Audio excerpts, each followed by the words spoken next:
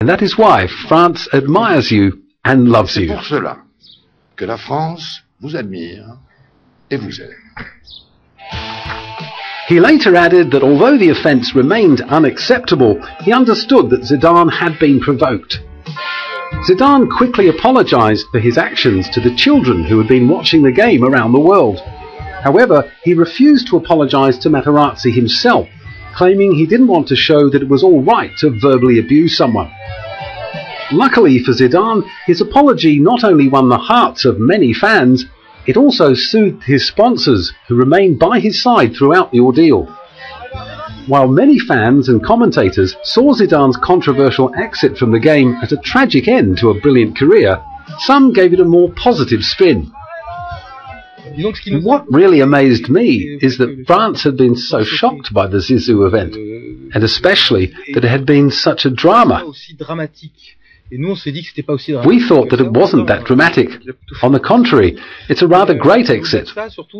So we needed to put the event back in its context. It's not that serious. Unfortunately, FIFA didn't see it from Frank's point of view, and were quick to launch an investigation into an event that still leaves some questions unanswered. In response to its inquiry, FIFA issued the following penalties.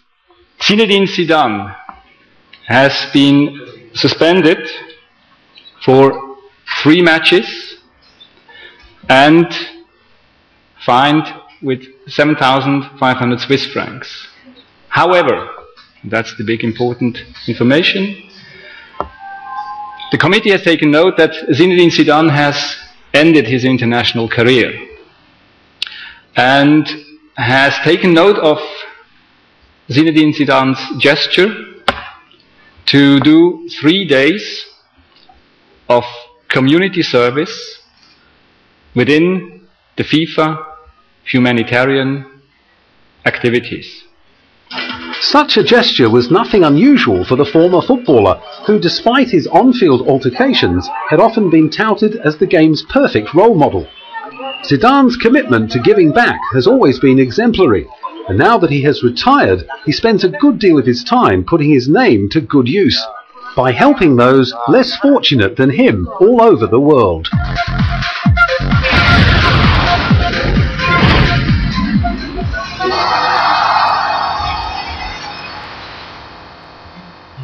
With a brilliant footballing career already in the bag, Zidane can now relax away from the public eye and spend some much-needed time with his family.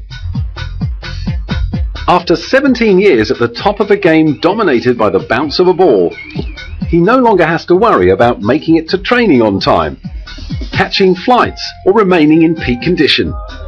However, adapting to life after football hasn't been a breeze. For the moment, my life is both simple and complicated at the same time, because until now I had the pretext of playing football, so my life was well managed. Today I have stopped and I want to do something else, and at the same time it's complicated because I'm not organized at all. So obviously I will first have to get organized. But today it's simple. It's about enjoying the moments I didn't have time to enjoy in the past. Things about life, enjoy my family, to get more time off with the kids, to move when I want to try and have some free time when I feel like. That's it. It is simple, like trying to do things the easiest way possible. Many people might expect the simple life of a retired footballer to involve cruising around the Caribbean, sipping cocktails, or playing never-ending rounds of golf. But Zidane has different ideas. His tough start in life made him determined to give back, and just months after his retirement in 2006, he was on the plane to Thailand to play in a charity match for a children's AIDS charity. Frenzied supporters poured into Chiang Mai's municipal stadium to see the 3-time FIFA World Footballer of the Year take to the field alongside Thai pop stars and national team players. 4 hours before kick-off, football-mad Thailanders lined the streets outside the stadium to catch a glimpse of the former Juventus and Real Madrid midfielder, while thousands more fanned themselves with newspapers and huddled under umbrellas to shelter from the unforgiving mid-afternoon sun. Despite his absence from professional football, Zidane hadn't lost any of his trademark moves, scoring just before half-time. Less than a month later, he was playing in another charity match. This time it was back home in France at Marseille's Stade Velodrome. The match against poverty, played under the aegis of the United Nations Development Programme, was won 6-2 by Zidane and friends against Ronaldo and friends. This was his first football appearance in Europe since the World Cup, and as his dazzling skills brought back some wonderful memories, journalists speculated on the chances of Zidane making another comeback.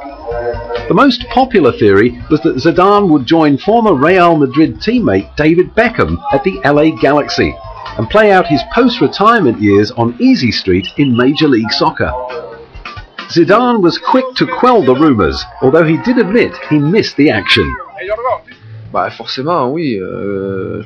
Obviously, yes, sometimes I miss it already, because when you have played 17 years at a high level, at some point there is this craving from the lack of adrenaline, pressure and sport naturally. But I had to come to that point. Today it's my turn, after many other players, to retire, and what you need is to live it well. So for me, I tell myself it's another life starting today, and I will try to enjoy it as I have enjoyed my footballer's life.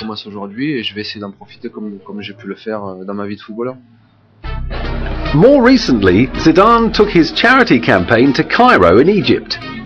There he spent 3 days, where he attended the opening of a home for street children and played in a charity soccer match with Egyptian youngsters. The trip was sponsored by the French food manufacturing company Danone, in cooperation with Egypt's National Council for Childhood and Motherhood as part of an international project to help disadvantaged children. The head of Danone spoke of Zidane's determination to lend his celebrity status to good causes. Because Zidane is a very famous person, he's genuinely caring about kids. He's 100% convinced that he has to use his huge awareness to help kids in the world, and that's why he was interested in the Danone program. Street children face violence and deprivation daily on the crowded streets of Cairo, Africa's most populous city. The UN says that in the Egyptian capital alone, there are several 100,000 homeless children. The project being promoted by Zidane is intended to provide some of those children with homes as well as basic healthcare, education and job training. The thousands of fans who attended the game saw Zidane, with his Algerian roots, as an Arabian hero. The thing I liked most about Zidane is that he's an Arab player and he reached a very high level. He's overtaken many players like Ronaldinho, and he's the player I like the most. I like him even more than my family. With millions of dollars being thrown at football stars all over the world, it is a shame that there aren't more that follow in Zidane's footsteps. One young Egyptian football fan hopes that his actions will inspire other players to become more active in the community. There are no Egyptian players who are playing with small children in this type of charity event, teaching them something like this, and so I hope to see Egyptian players doing something like this. The controversial end to Zidane's career and the resulting fallout that dominated the sporting pages back in 2006 now seems little more than a bump in the road of an extraordinary career, both on and off the field. The story of the boy from the back streets of Marseille who grew up to be a sporting superstar not only serves as inspiration for other poor kids with big dreams, it also teaches his professional peers a big lesson in giving back. Leading by example, the great Zizou is proving that the privilege of being a top professional footballer brings with it the responsibility of becoming a positive role model.